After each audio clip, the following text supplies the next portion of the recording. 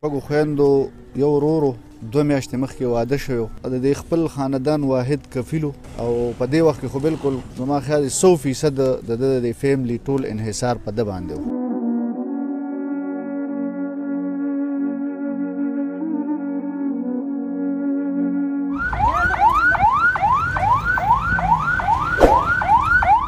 اوریدونکو عبدالستار یم او دا وخت زه د ذیشان اکبر کور کې موجود یم کوم چې د پیښور پولیس لاین دماکه کې هغه زخمی شوی او 3 ورځې هغه لیډرینګ هسپتال کې کوما کې موجود او هغه نن ساه ورکړه او شهید شو.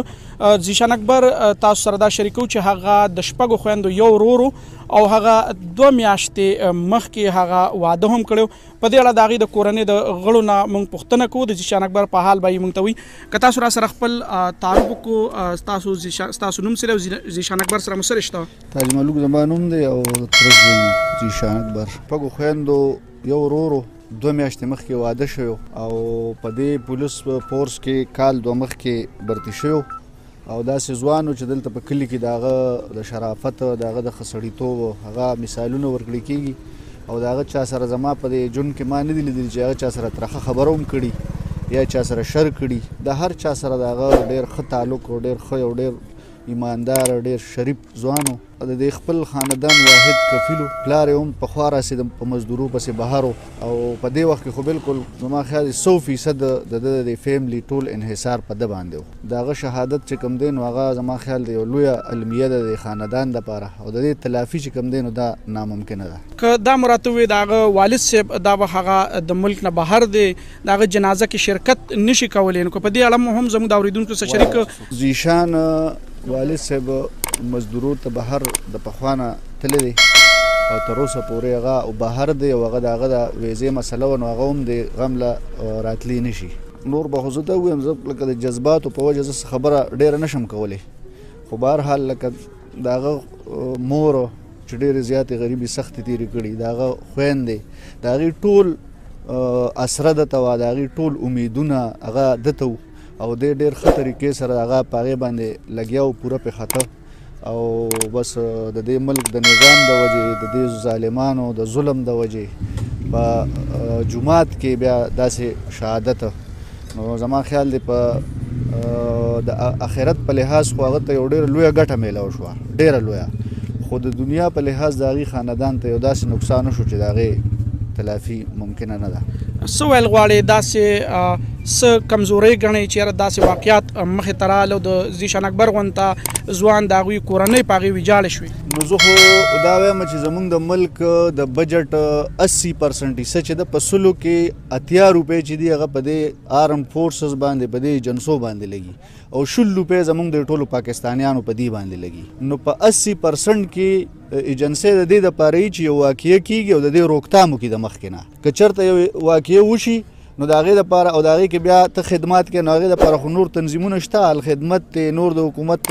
تنظیمونه دي هغه بیا کوي. ایجنسۍ او آرم فورسز د دې دپاره دي چې دوی دا واقعات روکتام وکړي د مخکې نه. دا روکتام چې کوم دی دا نه دی شوی دا نه کېږي او دا زمونږ د ملک چې کوم دی نو دا دغه چې کوم دی په زول ځي دا ټول بجټ قربانۍ زمونږ ملک غواړي نو هغې ته مونږ تیار یو دا نه چې مونږ نه یو د ملک دپاره د دین دپاره هر قسمه قربانۍ ته. خو زه دا وایم چې د دې زما د قربانۍ نه مخکې زما د ملک وزیر اعظم او زما د ملک صدر او زما د ملک وزیر او زما د ملک ټول هغه واکداران چې ټول د دې ملک دا ملک یې وخوړه د هغې نه زه اول د قربانو تپوس کوم چې هغې څه قربانۍ ورکړي هغه قربانۍ ورکوي ځکه چې په هغه په یو څوکۍ ناست دی. بیا زه عوام یم زه عام کس یم زه به هم قرباني ورکوم د دې ملک لپاره خو ما ته دې وښیي چې چا قرباني ورکړې ده سیوا د دې نه چې په ملکونو کې او په ملک کې دننه بینک بیلنس او دولتونه او جایدادونه او دا ټول څیزونه جوړیږي او دا جرنیلان هم کوي دا ایجنسۍ هم کوي دا زموږ د ملک سیاستدانان هم کوي.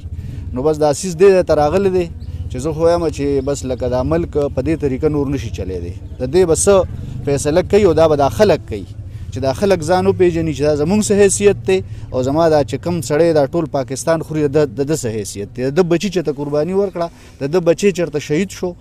یا زموږ د ایجنسۍ چې د دې نه موږ دا تپوس کوو چې دومره دماکې وشوې په زرګونو خلک پکې مړه شو په زرګونو دماکې وشوې مونږ چېرته په میډیا یو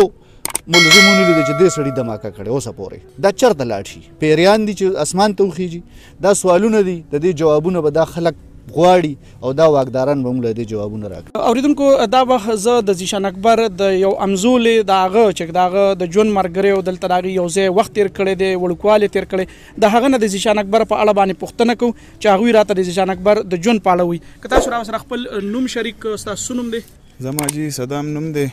او ذیشان ما سره جی د پلی ګروپ نه و تر اوسه پورې یو ځای برتې شوي مو او یو ځای پېښور کې هم پاتې وو او ذیشان په شان انسان ما په خپله زندګۍ کې جي نه دی لیدلی. د هغه ښه والي کو ګورئ د هغه د خلکو سره رابطې کو ګورئ د هغه ناسته پاسته کو ګورئ بل مونځ ګزاره بل دا دماکه جوړ شوه نو ما یو ملګري ته رنګ وکړو نو هغه ماته ویل چې هغه په ډیوټی دی ما ورته هغه پکې دغه ځکه چې هغه مونځ ګزاره و جي.